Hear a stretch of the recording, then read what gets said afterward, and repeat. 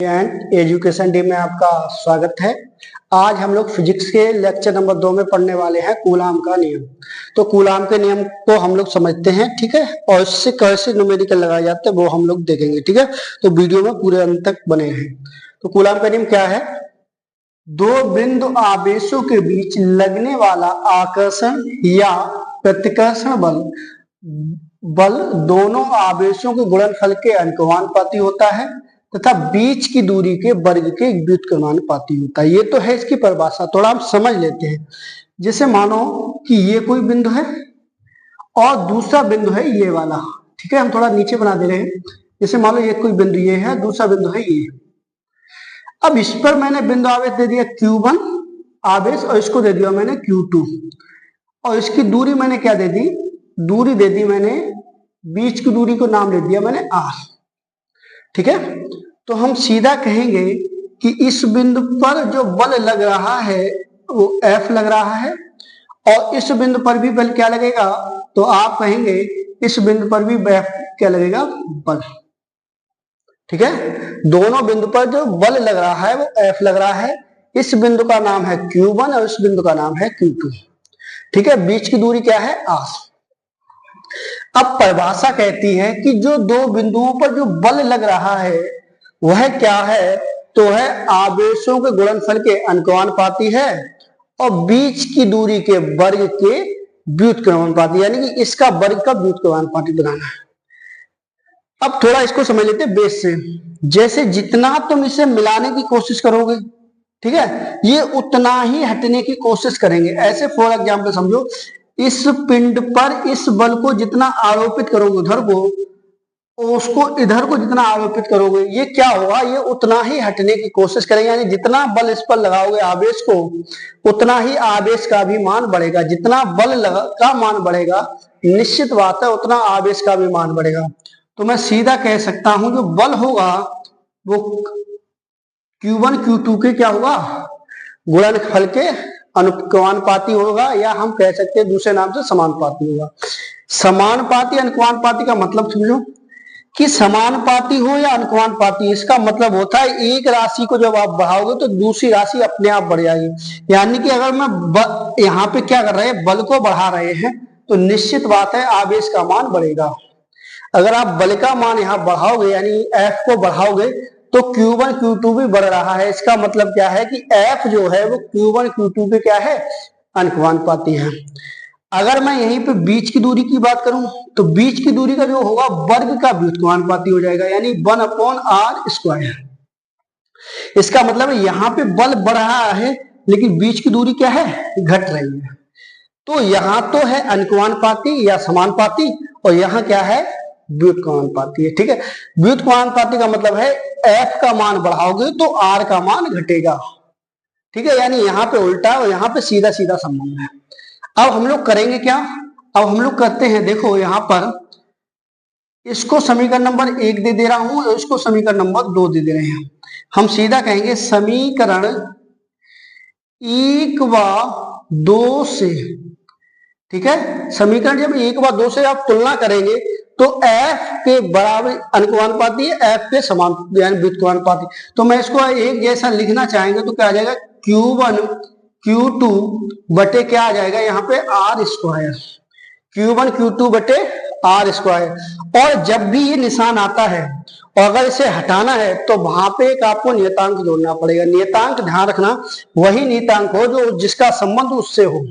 तो यहाँ पे अगर आप बात करें आगे की, तो यहाँ पे जैसे ही हम इसको हटाएंगे तुरंत हम के यहाँ पे नियतांक जोड़ देंगे, ठीक है। तो ये हो जाएगा Q1 Q2 बटे R²।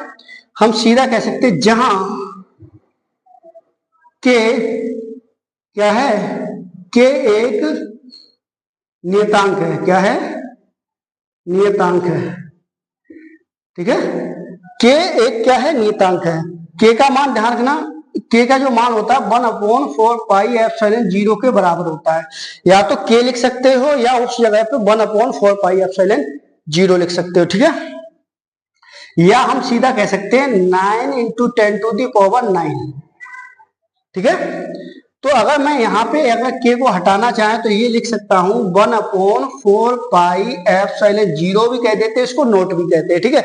कुछ लोग इसे नोट कह देते हैं, कुछ लोग इसे जीरो कहते हैं, ठीक है। तो ये क्या आ जाएगा Q1 Q2 बटे आर स्क्वायर, ठीक है। तो ये क्या बन गया, ये बन गया कूलाम का नियम, ठीक है। अगर इस मान को हटाना चाहोगे तो आप इतनी वैल्यू लगा सकते हैं 9 गुणा 10⁻9, ठीक है। आगे हम लोग चलते हैं, ठीक है। यहां तक हमें उम्मीद है समझ चुके हैं। अब इसके आगे चल पढ़ते हैं हम लोग। अब क्या देखते हैं हम यहां पर हमने पढ़ा था F बराबर 1/4 pi epsilon zero Q1 Q2 बटे आर स्क्वायर, ठीक है। ये तो हो गया कूलाम का नियम। तो मैं यहां कह सकता हूं ये एप्सिलॉन नोट क्या है, यहां पर एप्सिलॉन नोट निर्वात की वैद्युतशीलता क्या है, वैद्युतशीलता। अब बच्चे सोच रहे होंगे निर्वात क्या होता है, तो निर्वात ऐसा स्थान जहां पर हवा तक प्रेजेंट ना हो, यानी ऐसा स्थान जहां पर वायु भी ना हो, ऐसे स्थान को हम लोग क्या बोलते हैं, तो आप कहेंगे निर्वात, ठीक है। इसकी जो वैल्यू होती है वो होती 8.854 इंटू 10⁻12, ठीक है। यहां पे लगाएंगे वैल्यू, जब लगाएंगे आप तो जो कूलाम स्क्वायर प्रति न्यूटन मीटर स्क्वायर, ठीक है। ये इसका मात्रक है। अगर मात्रक बनाना सीखना है तो मैं अभी बता दूंगा मात्रक ये मैंने लगाया कैसे है, ठीक है। उसकी तो वैल्यू हम लोग जान चुके हैं, ठीक है। अब आते थोड़ा सीख लेते ये वाली जो मात्रक आया है वो आया कहां से है, ठीक है। थोड़ा हम लोग यहां से आगे चलते हैं। जैसे मान लो अगर मुझे यहां करना होता 1/4 pi epsilon zero Q1 Q2 बटे आर स्क्वायर, अगर मैं यहाँ पे रख दूं इसको और यहाँ पे यहां रख दे तो मुझे लगता कोई समस्या तो नहीं है। अगर यहाँ एप्सिलॉन जीरो रखेंगे तो 1/4 पाई एफ Q1 Q2 बटे आर स्क्वायर। अब 1/4 पाई तो कांस्टेंट है क्योंकि ये अंक है, और कांस्टेंट की कोई मात्रक तो होता नहीं है, यानी कि संख्या का किसी का मात्रक नहीं होता है। इसका मतलब है अगर मैं इसको हटा दूं थोड़ी देर के लिए तो मुझे इसके मात्रक लगाने पड़ेंगे। तो यहाँ पे ऊपर क्या है, आवेश 2 बार है, तो आवेश का मात्रक क्या होता है, तो मैंने बताया था पिछली वीडियो में कि आवेश का जो मात्रक होता है वो कूलम होता है, और आवेश है कितनी बार, 2 बार है। तो इसका मतलब है कि आवेश का जो मान होगा वो कूलम होगा, तो कूलम इंटू कूलम क्या कह देंगे हम, कूलम स्क्वायर, ठीक है। क्या मात्रक आएगा, कूलम स्क्वायर। और नीचे क्या है यहाँ पे, बल, भाई नीचे क्या है यहाँ पे बल, और बल का मात्रक क्या होता है, न्यूटन। और बीच की दूरी क्या है, आर, और बीच की यानी दूरी का मात्रक क्या होता है, मीटर, और स्क्वायर है तो स्क्वायर, यानी कूलम प्रति न्यूटन मीटर स्क्वायर किसका मात्रक निकल के आया है, तो आप कहेंगे एप्सिलॉन नॉट, यानी कि एप्सिलॉन जीरो का, ठीक है। ये है क्या, यहाँ पे निर्वात की वैद्युतशीलता है, ठीक है। तो ऐसे हम लोगों ने मात्रक लगाए थे, ठीक है।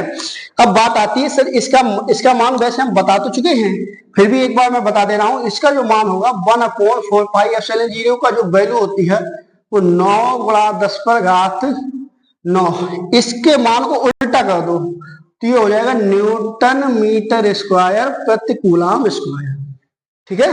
तो यहां तक आप लोगों ने देखा होगा कि कूलम का जो नियम है वो हमने कितने इजीली तरीके से पढ़ा है। अगर फिर भी कोई समस्या बचती है, कुछ पूछना है तो आप कमेंट बॉक्स में जरूर लिख दें, ठीक है। और हम लोग क्या करेंगे, नेक्स्ट वीडियो है कूलम के सदिश नियम, ठीक है। कूलम का जो सदिशीय नियम है उसको हम पढ़ेंगे अगली वीडियो में, ठीक है।